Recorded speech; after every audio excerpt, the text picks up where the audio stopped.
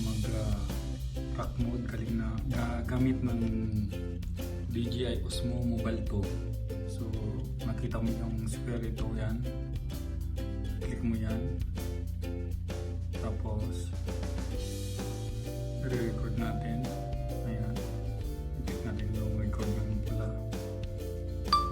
tapos ilagay natin yung isang object, ayan, siselect natin, ayan. So once na igalawin mo yan, susunod yun yung DJI Osmo, yung gimbal yan. Tingnan nyo yan. Sumusunod siya. Yan. Yan. Yan guys. Yan. Tingnan nyo. Yan ang kagandahan dito ng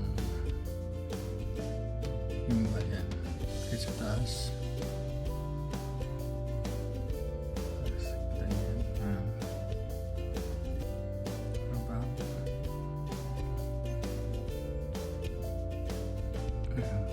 Yan siya. Tayo.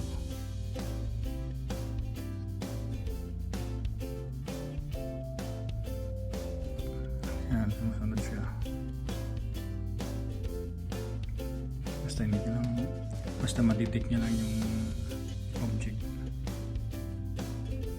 Yan.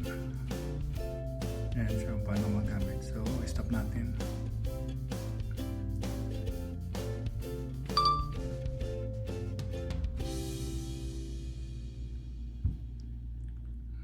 Clipping natin.